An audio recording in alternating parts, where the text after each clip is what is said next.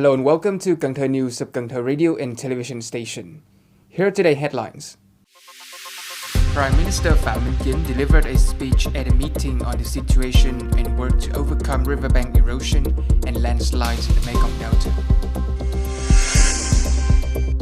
The Urban Committee of the People Council of Cần Thơ City on the progress of the project to renovate the drainage system in Ninh Kiều district.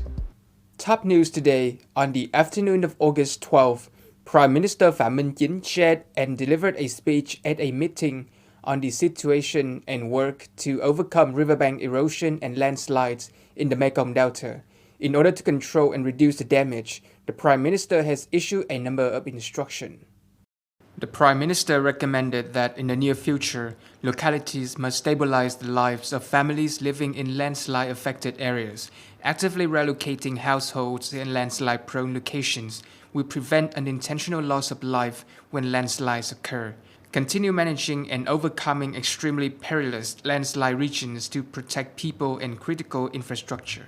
The Prime Minister also requested to complete the project to overcome the immediate dangerous landslides, request the Ministry of Agriculture and Rural Development to coordinate with the Ministries of Planning and Investment, Finance and Localities in reviewing and synthesizing particularly dangerous landslides area, calculate the appropriate capital, choose which problem is urgent. In the long term, the Prime Minister directed that it is necessary to study and do strategic, fundamental and methodical projects to limit the riverbank and coastal erosion in the Mekong Delta. The Urban Committee of the People Council of Cần Thơ City has just supervised the progress of the project to renovate the drainage system at 32 roads in Ninh Kiều district. Attending were Mr. Nguyễn Xuân Hải, Standing Vice Chairman of the City People Council, and representatives of leaders of the city departments and agencies. Currently, 60% of the project's work has been completed. In addition to the outcomes, the OAD board faced some challenges during the implementation phase, including construction taking place along many of the district's main roads, the majority of which have small surface areas. The construction site is very congested, making it difficult to transport materials.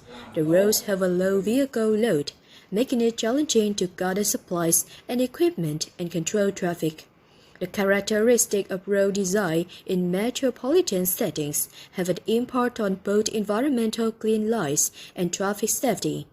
Mr. Nguyễn Văn Dũng, head of the Urban Committee of the City People's Council, requested the investor and the construction contractor to strengthen the inspection and supervision work to ensure the quality and progress of the construction work. During the construction of roads, the constructor must have sized barriers and assigned a moderator to ensure traffic safety. In the first 7 months of this year, industrial parks of Cần Thơ City have lured 2 new investment projects with a total capital of 4.22 million USD.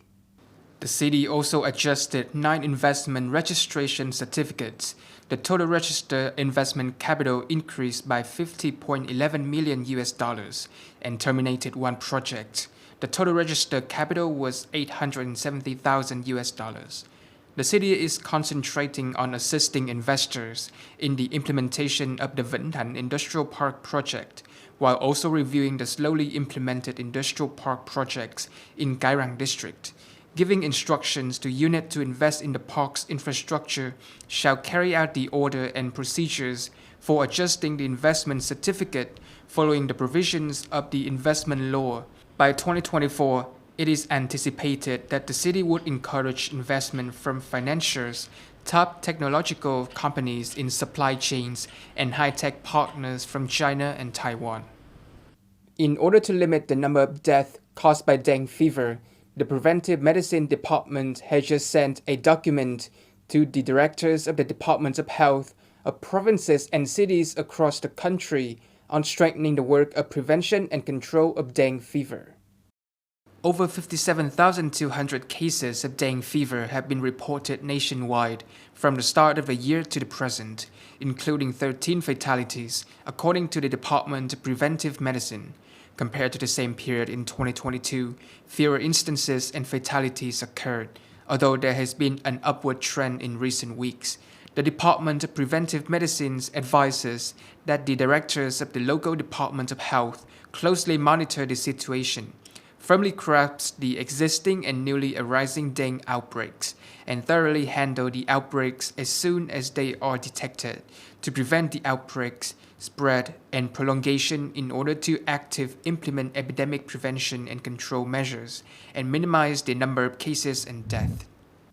In a recent meeting, Prime Minister Phạm Minh Chính requested to speed up the rollout of features on VNeID, hoping to have at least 20 million users and at least 10 features by the end of 2023, with a monthly usage rate that rises from 3% to 5%.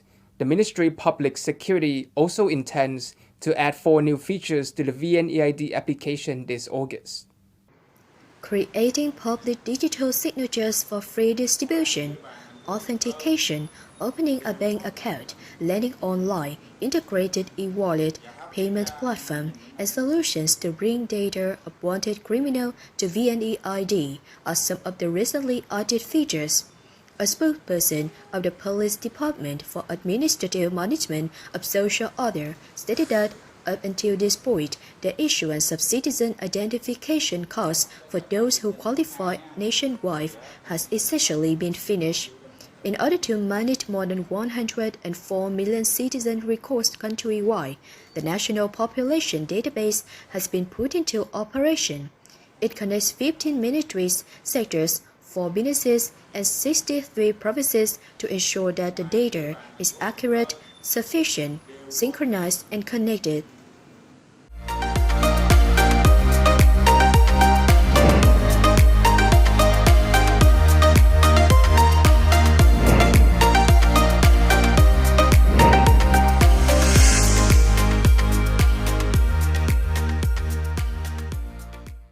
Ladies and gentlemen, sticky rice is a popular dish. In Cần Thơ, it's easy for us to find sticky rice. Sticky rice is also sold in very diverse forms, on wagons, in boats, or even in bags for convenience transport. Particularly Góc Cafe on Hoàng Văn Thụ Street, Ninh Kiều Urban District, Cần Thơ City, has created a several sticky rice dishes placed in a pair of yachts placed on top of a beautiful little canoe, attracting many diners near and far. Sticky rice is cooked with canned leaves accompanied by meat, pork, bologna, sausages, pickled radish, fried eggs, dried shrimp, some cilantro stalks, fragrant onions, and a little sauce wrapped in the green banana leaves. These contribute to the special flavor of soyan or sticky rice brought to diners by Những, Minh, owner of Góc Cafe, Ninh Kiều Urban District, Cần Thơ City for more than 2 years. I like sticky rice since I was a child. As a schoolboy and a worker, a packet of sticky rice is the simplest breakfast. Gradually, I changed the taste of sticky rice for the better appetite. Sticky rice here is very sticky and soft. The dish has sufficient taste of pickled radish, pork, so on. It's delicious according to my taste. Sticky rice is sold every morning from 6 to 9:30 with prices ranging from 15 to 25,000 Việt Nam đồng one portion. It reminds me of old things, for example, yachts, boat layout, and lovely way of service too. For customers who want to use it on site, they will enjoy sticky rice with banana leaves in a set of coconut shell cups, bringing a rustic feeling. It's very special. Sticky rice is put in a coconut shell with banana leaves. Its various ingredients bring us a very nutritious breakfast.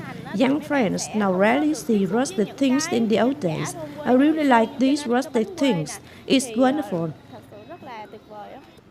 I use natural things to serve sticky rice, like coconut shell, banana leaf.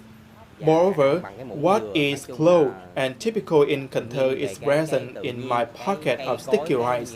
This also helps contribute to protecting the environment by not using plastic things. Every morning, sipping a cup of coffee, enjoying sticky rice wrapped in banana leaves and putting in a set of keto-friendly coconut shell, will have bring a feeling of appetite and relaxation to start the day with a lighter and more excited spirit.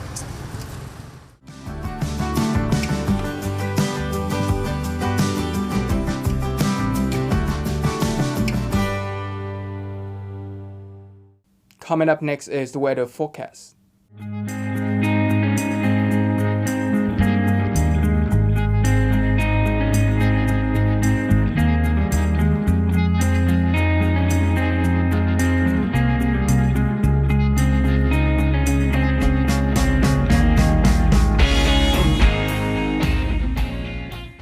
Thank you so much for watching, and I'll see you next time.